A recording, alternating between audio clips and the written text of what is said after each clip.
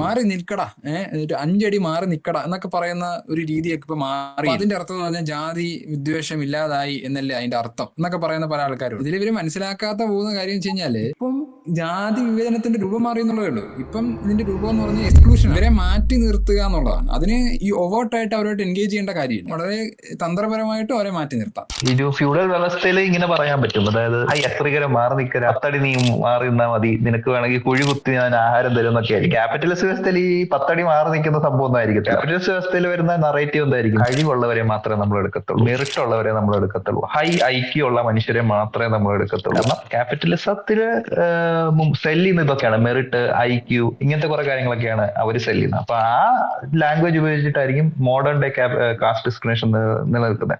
അതുകൊണ്ടാണ് നിങ്ങളിപ്പോ ഇന്ന് കുറെ ഈ സംഘികളും അങ്ങനെയുള്ള ആന്റി റിസർവേഷൻ ആയിട്ടുള്ള ആളുകളൊക്കെ അവര് പറയുന്നത് ഞങ്ങൾ കാസ്റ്റ് ഡിസ്ക്രിമിനേഷൻ കാണിക്കുന്നില്ല. അവര് കാസ്റ്റ് ഡിസ്ക്രിമിനേഷൻ കാണിക്കുന്നില്ല എന്ന് അവർ പറയുമ്പോൾ അവർ ഉദ്ദേശിക്കുന്നത് ഞങ്ങൾ സ്ക്രിപ്ചർ പരമായിട്ടൊന്നും നോക്കുന്നു, ഞങ്ങൾ ഇതിട്ട് ദൈവത്തിൽ വിശ്വാസമില്ല, I don't believe in scripture. പക്ഷെ അവരുടെ ലാംഗ്വേജിൽ കാസ്റ്റ് ഡിസ്ക്രിമിനേഷൻ ഉണ്ട്. എന്താണ്? സംവരണം കൊടുത്തു കഴിഞ്ഞാൽ കഴിവില്ലാത്തവരെയാണ് എടുക്കുന്നത്, സംവരണം കഴിവിനെ കുറയ്ക്കുന്നു, സംവരണം മെറിറ്റിനെ കുറയ്ക്കുന്നു, ഇങ്ങനെ കുറെ ലാംഗ്വേജ് ആയിട്ട് മാറും. സോ ഇതാണ് ഓരോ കാലഘട്ടത്തിലും ആ സമൂഹത്തിൽ നിൽക്കുന്ന വ്യവസ്ഥ എന്താണോ ആ വ്യവസ്ഥയെ ന്യായീകരിക്കുന്ന ഭാഷകളും ലാംഗ്വേജും ഉണ്ടാവും. ഫ്യൂഡൽ വ്യവസ്ഥയിൽ ഉണ്ടായ ഒരു സ്ക്രിപ്ചറാണ് ഈ മനുസ്മൃതി പോലുള്ള സംഭവം.